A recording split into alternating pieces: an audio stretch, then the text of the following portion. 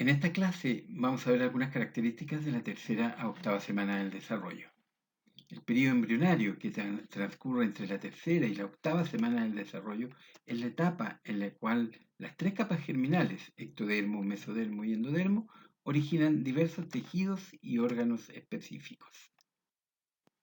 Para recapitular un poco lo que vieron en la clase anterior, les diré que en el momento que el blastocisto hace contacto con la decidua materna, por un lado, la masa de células que lleva adentro, conocida como macizo celular interno o embriotrofo, se va a subdividir en dos hojas, las dos hojas germinativas primitivas que corresponden al epiblasto y al hipoblasto. Por otro lado, también la capa que rodea el blastocisto, que se denomina trofoblasto, se subdividirá en citotrofoblasto y sinciciotrofoblasto, y a partir de eso se formará ese mesoderma extraembrionario. El blastocisto posee también una cavidad grande, ¿cierto?, conocida como blastocele. Ese blastocele le va a dar origen a lo que se conoce como saco vitelino. Siguiendo en la línea del tiempo, entonces, se formará en el dorso del epiblasto, en la parte central posterior, lo que se denomina línea primitiva. Y de la línea primitiva van a comenzar a migrar las células y van a dar origen a las tres hojas que ya vieron que corresponden al endodermo, mesodermo y ectodermo. Del endodermo se desarrollará lo que es el tubo digestivo. Mientras tanto, permanecerá tapizando a lo que es la capa interna del saco vitelino. El mesodermo se subdividirá en una lámina lateral, en un mesodermo intermedio y en un mesodermo paraxial o somitoparaxial. Por su parte, el ectodermo entra en la etapa de neurulación para formar un ectodermo que cerrará la pared del cuerpo, pero otra parte, la que obedecerá a las instrucciones de la notocorda, se transformarán en el tubo neural y las que queden fuera se convertirán en la cresta neural. Entonces, para desarrollar este disco trilaminar, las células que conforman el epiblasto comienzan a migrar en un momento dado desde este mismo superficie del epiblasto hacia el centro. Y las que están al otro lado hacen lo mismo, de manera que cuando ellas se tocan o chocan, van a formar una línea. Esa línea de llegada va a hacer que las células converjan hacia adentro y de esa manera van a poder migrar y formar primero las células del endodermo, desplazando lo que era el hipoblasto, y cuando han ocupado todo ese espacio formando endodermo, comienza a formarse un tercer espacio, un tercer tejido que va a corresponder al mesodermo. Ahí tenemos línea primitiva, se forma un surco primitivo y las células que están en la parte más cefálica corresponde al nudo o nódulo de Jensen. Son un grupo de células que ingresan especiales y que van a meterse por este mesodermo que se está formando, pero de manera muy dirigida hacia cefálico hasta llegar a esta zona que se llama membrana bucofaríngea, que ya veremos más adelante.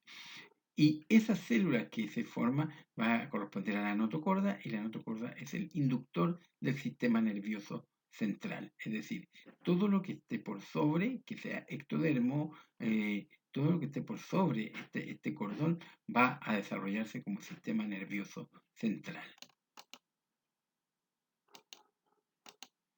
Notocorda es el nombre del macizo. Si nosotros hacemos un corte transversal, como habíamos visto también en la clase anterior, vamos a verlo más claramente. Corresponde a una migración desde este epitelio, ¿cierto?, que es el epiblasto, y que va a ingresar estas células para ir empujando abajo a lo que era el hipoblasto y conformar el endodermo. Eso es en torno a todo el embrión, que sale aquí solamente la parte central, pero falta abajo lo que es la vuelta del saco vitelino, ya lo verán después. Bueno, una vez que alcanza todo ese revestimiento, comienza estas células del epiblasto a rellenar la parte de al medio. Yo muchas veces digo que lo primero, este cuadro es como un par de panes de estos que son panes de molde y vamos a colocarle ahora un jamón a ese sándwich para formar una tercera hoja embrionaria que corresponde al mesodermo. Ese ese embrión de tres láminas, ese sándwich de tres láminas, es lo que conocemos propiamente tal como embrión trilaminar, ¿ya?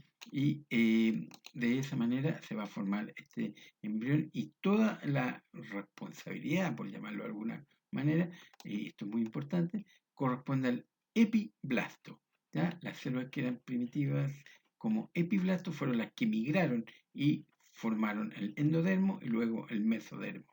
Una vez que se ha formado endodermo y mesodermo, estas células de arriba del epiblasto ya no se llaman así, sino que comienzan a llamarse ectodermo.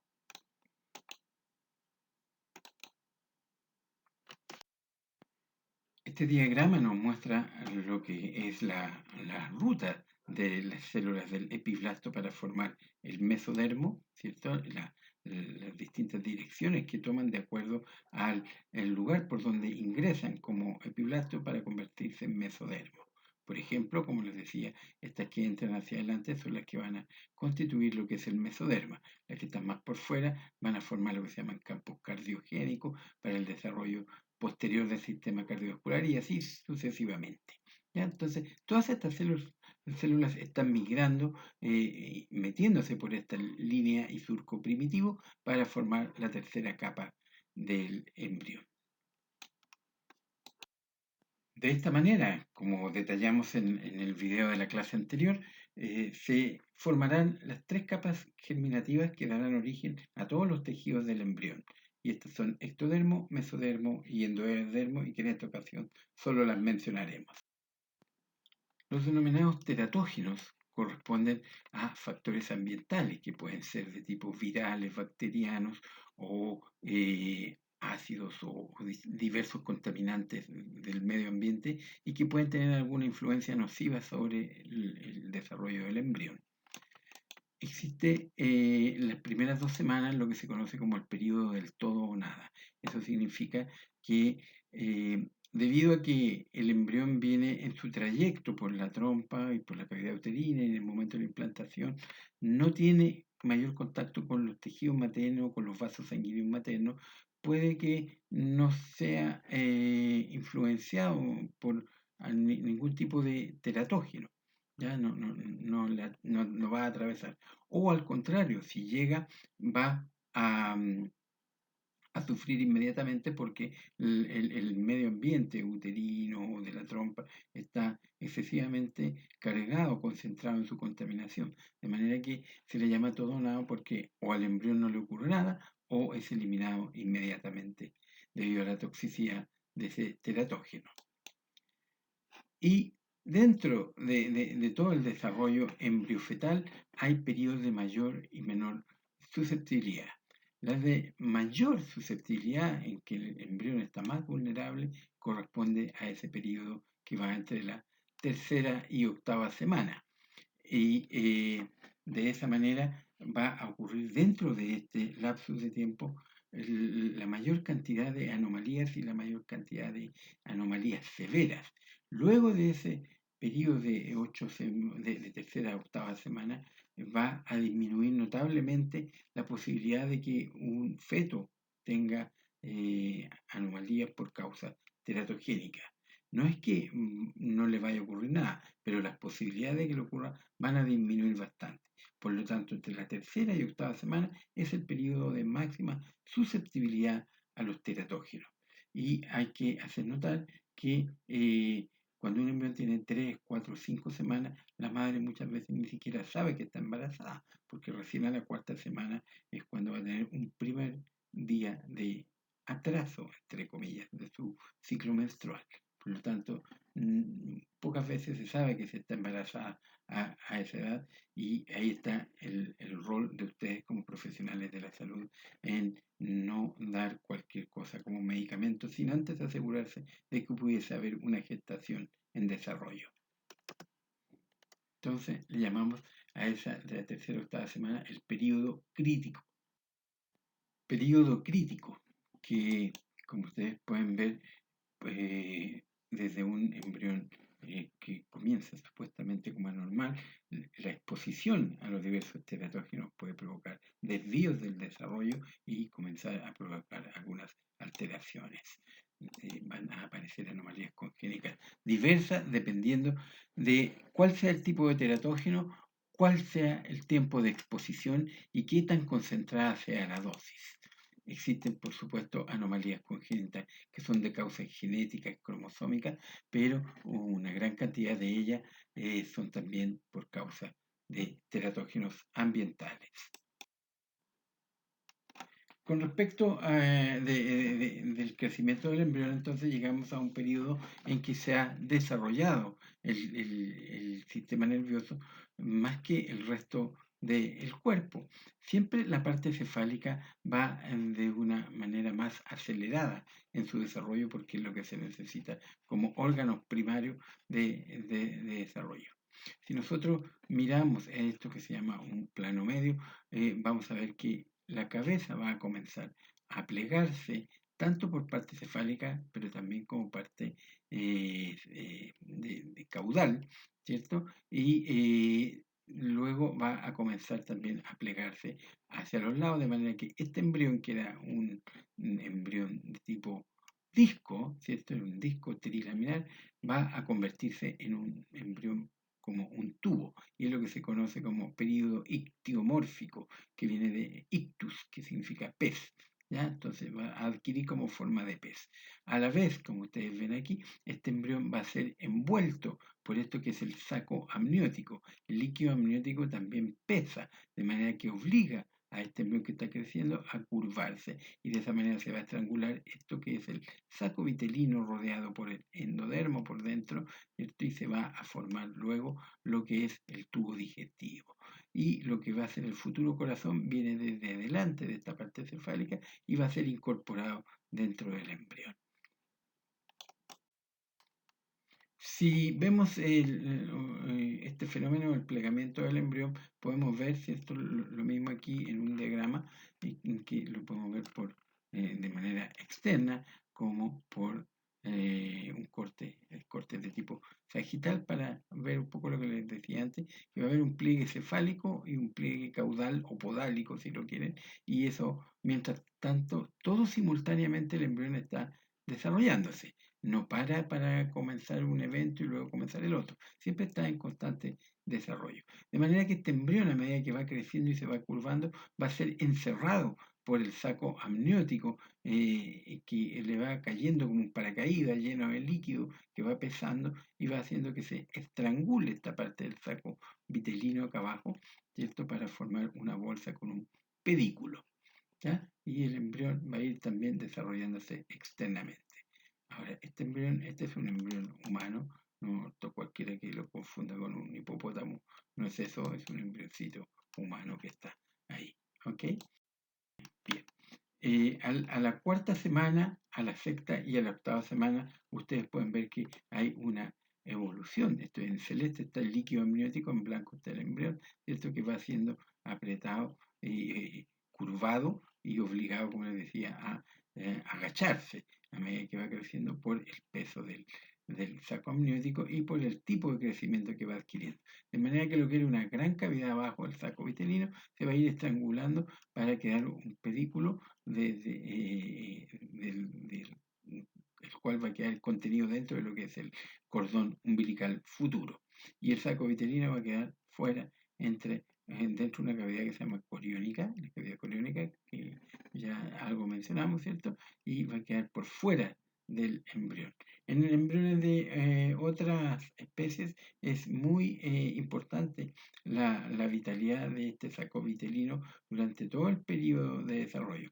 En el caso del embrión humano es útil para la parte del desarrollo de las células sanguíneas y para mantener la conformación, la arquitectura del embrión mientras se está desarrollando y poder inducir otro tipo de tejido. Pero luego de eso, ya en la octava semana queda caduco, digamos, queda listo su rol y lo que hace es ser rápidamente relegado afuera y queda conectado nada más que por un fino pedículo que luego se va a degradar dentro del cordón umbilical. El pedículo lo conocemos como tallo vitelino antes de que conocerlo como parte del cordón umbilical. Y el saco vitelino se va, como les decía, estrangulando y va a quedar fuera del saco vitelino. Va a ser no expulsado, sino que empujado hacia afuera. Y si vemos lo que era este amnios, creció dentro de esto que es la cavidad coriónica para tocar por fuera con esta membrana que correspondía a la membrana que formó el silicio trofolato a medida que fue invadiendo el tejido y que se conoce como membrana amniocoriónica porque esta cavidad, como le digo, se conoce como corión. Ambas, el amnio con el lo que hacen es juntarse y fusionarse para formar esa membrana amniocoriónica. Pero en el periodo de la neurulación que está ocurriendo simultáneamente, si lo vemos desde arriba, cuando se forma la banda primitiva, estas células que están aquí de la notocorda avanzan por el mesodermo y todo lo que está por encima y que alcanza a ser influido por la presencia de la notocorda en el mesodermo, va a comenzar a engrosarse, a formar un engrosamiento y un acercamiento, de manera que se va a formar primero un pliegue neural, un surco neural y por último se va a cerrar formando lo que se llama tubo neural. Y aquí podemos ver que está la notocorda influenciando a esto, abierto como una especie de V corta o de V o de abanico o compás, como quiera, toda esa es su influencia inductora. El resto de lo que era ectodermo no va a ser tocado no va a ser influenciado por esta notocorda y va a seguir formando parte de lo que va a ser el cuerpo, que luego va a encerrar a todo el embrión. ¿Ya? Va a formarse de esta manera en esta zona el tubo neural y a esa parte que es influida por la notocorda le llamamos neuroectodermo. De esta manera podemos ver que este embrión ya ha adquirido su forma tubular, en su periodo ectomórfico, su forma de pez, ¿cierto?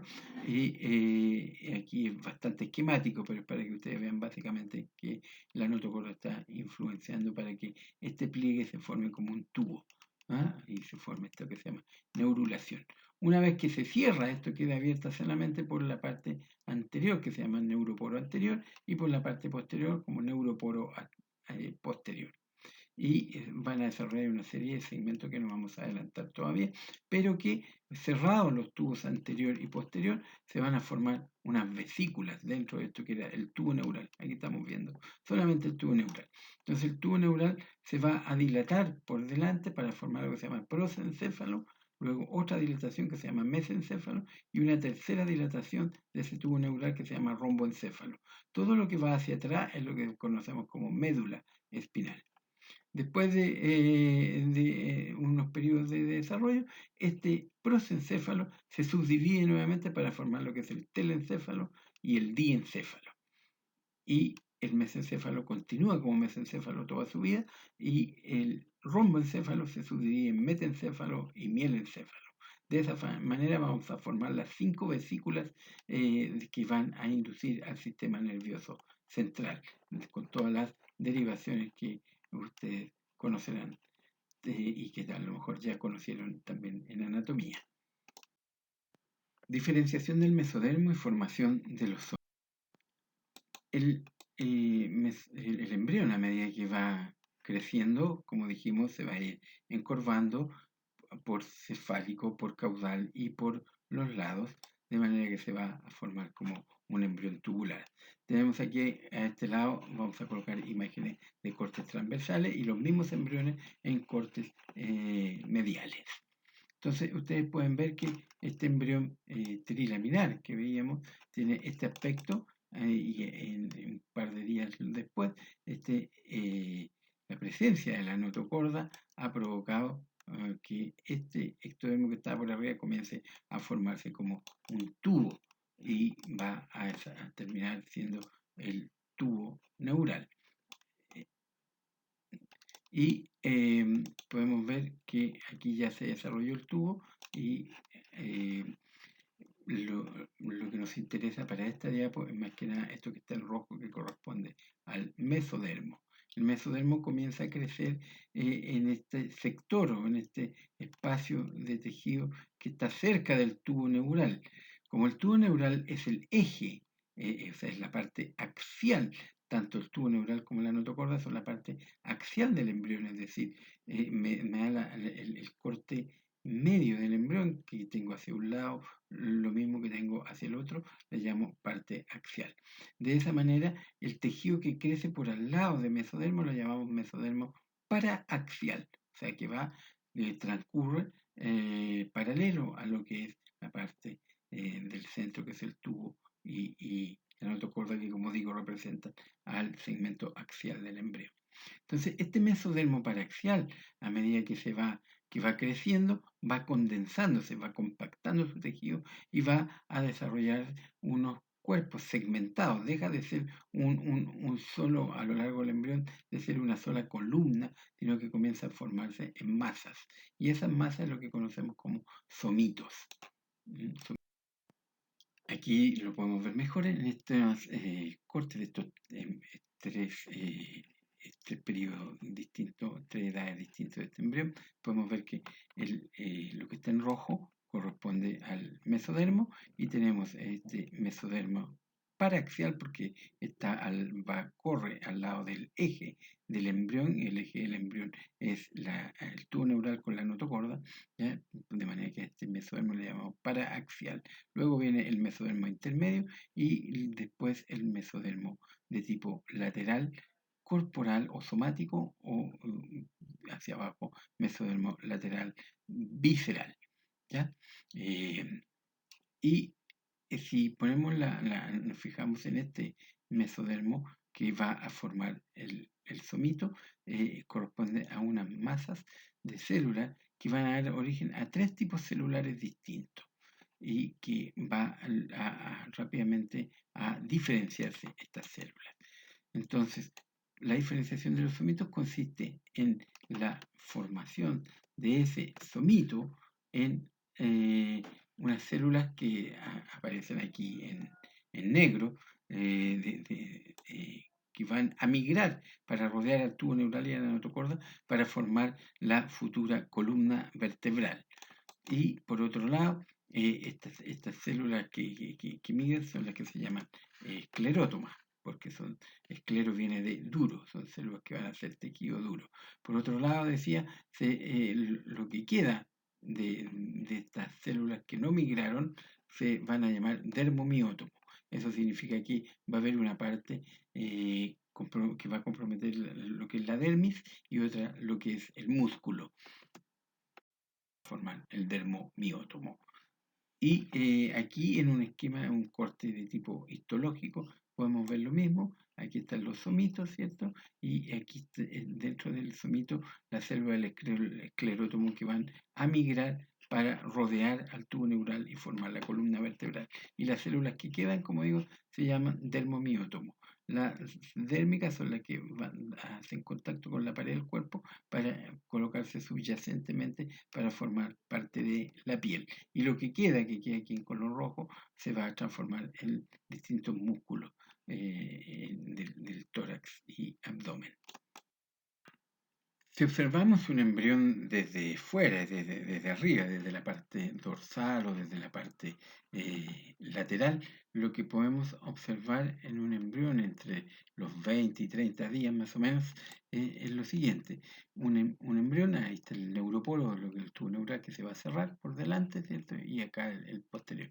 Pero en lo que llamamos dorso del embrión, vamos a ver una serie de bultitos, cototitos o masitas. Eso corresponden a los somitos. Entonces, nosotros podemos contar los somitos y nos puede decir qué edad tienen, por ejemplo. Eso es muy importante, ya que a esa altura el embrión que tiene unos 25 días, tiene algunos milímetros de longitud y podemos, contando los somitas, estar mucho más seguros qué edad tiene, en vez de medirlo con una regla, con una wincha. De esa manera, si yo encuentro un embrión que tiene, supongamos, 14, 15 somitos, voy a decir, este es un embrión de unos 24 días. O al revés, si sé que un embrión tiene 27 días, puedo decir, este embrión debería tener 23 a 26 somitos. Y así. Eso nos permite ver. Si nosotros pudiésemos sacarle la parte del ectodermo arriba al embrión, ¿cierto? Pelarlo, podríamos ver estos somitos que están conformados, dejaron de ser un mesodermo paraxial a lo largo paralelo a lo que es el tubo neural, sino que se formaron como masitas, y esas masitas corresponden a estos somitos. Entonces se llama eh, periodo de metamerización, significa de segmentación de los somitos. Inicio de la actividad cardíaca y circulación.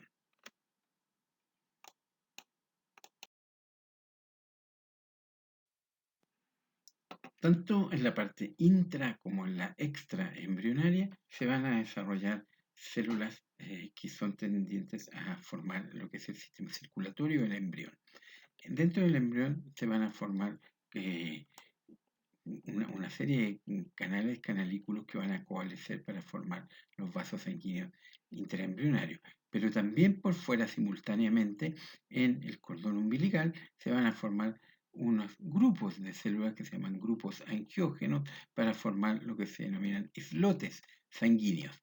Estos islotes sanguíneos, que los tenemos acá, van a ser primero un grupo de células especializadas y cuyas partes se van a subdividir de la siguiente manera.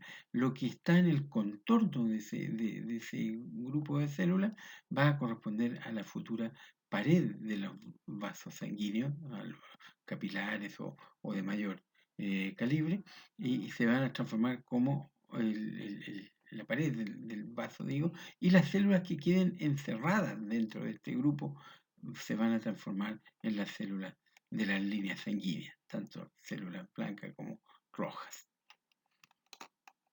Va a ocurrir, les decía, simultáneamente tanto en lo que es el espesor de la pared del saco vitelino, como en el cordón umbilical que está en desarrollo, como también en lo que va a ser la futura placenta. Si miramos de un corte lateral del saco vitelino, vamos a ver que se forman grandes protuberancias y es debido a esta formación rápida de islotes sanguíneos que van a formar toda una intrincada red de canalículos sanguíneos.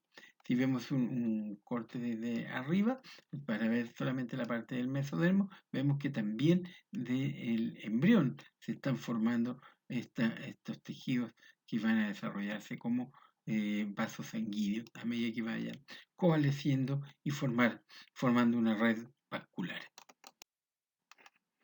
En un corte de tipo medial podemos ver que a medida que se fue curvando este embrión, lo que estaba por delante de la parte cefálica eh, son lo que se llama campo cardiogénico, que se desarrolla primitivamente como dos tubos endocárdicos que a medida que se va encorvando y creciendo el embrión, va incorporando estos tubos endocárdicos. Estos tubos endocárdicos se van a transformar en el corazón. Llegando aquí, van a estimular a la formación de más vasos sanguíneos dentro del embrión.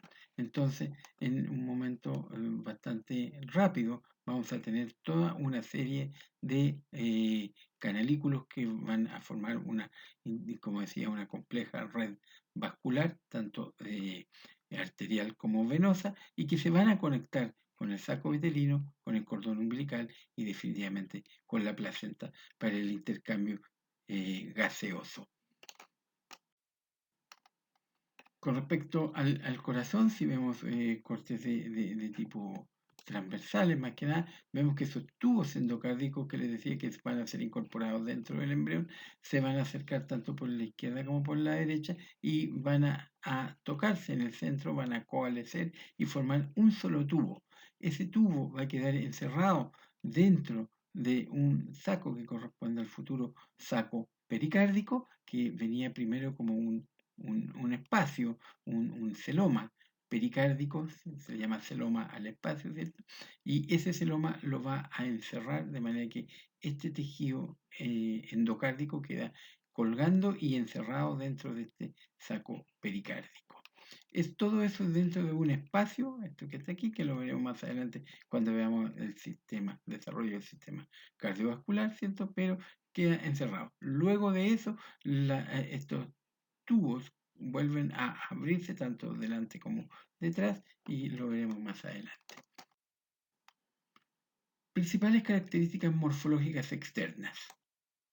La cuarta semana ya hemos visto algunos embriones de estos. El embrión de la cuarta semana típico va a formarse lo que se llama el primer y segundo arco branquial, que corresponden a estas bolsitas que tenemos aquí, y en el día 26 se va a formar el tercer arco branquial, y mientras tanto ya también en el día 26 se va a cerrar este tubo neural por la parte cefálica, o la parte anterior o rostral, si lo quieren, y en el día 27 y 28 estos neuroporos se van a cerrar por la parte caudal. ¿Ah? Y también el día 26 y 27 van a formarse estas masitas que van a corresponder a las paletitas, futuros brazos y manos del embrión. Ya en el corazón, el corazón comienza a bombear dentro de esta semana, entre el día 21 y 22, y comienza a hacer algunos latidos un poquito descoordinados al principio, pero después rápidamente alcanza una buena coordinación.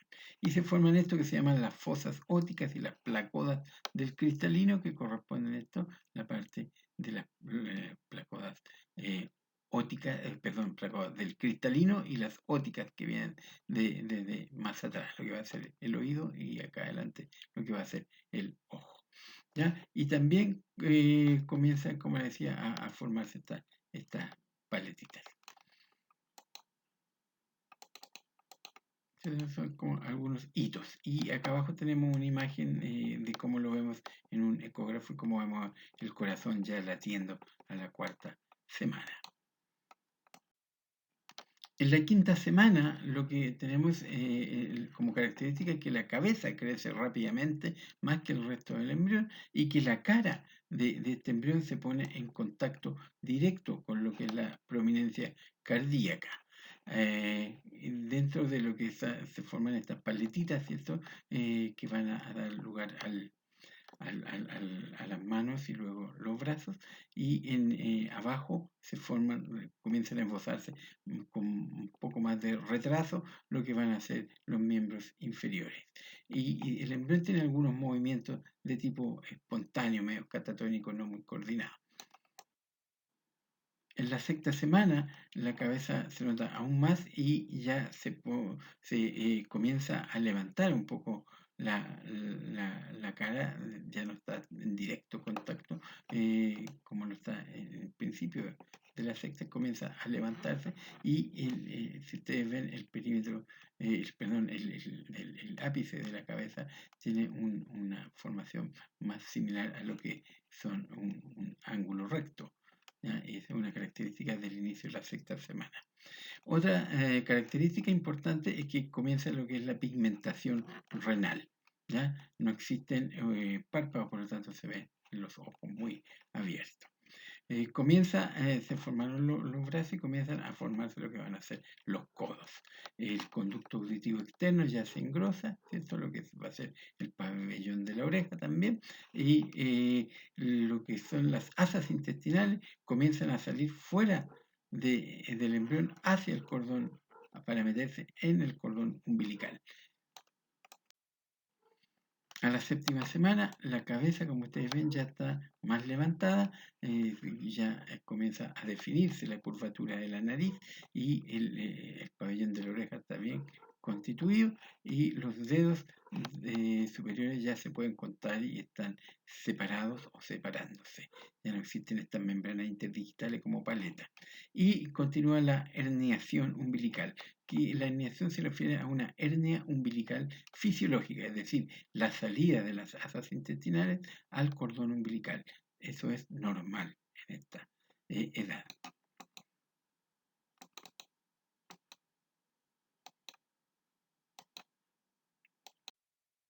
En la octava semana, la cabeza está más redonda, ya comienza a formarse esto que se llama plexus vascular en la cabeza, lo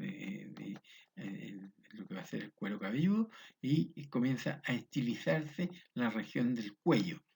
Ya podemos ver que está bastante más delimitado. Los pabellones auriculares están bien desarrollados y las manos que ya se formaron los codos van a comenzar a acercarse una hacia la otra. La cola del embrión ha desaparecido y los párpados se han formado, han bajado y se han fusionado.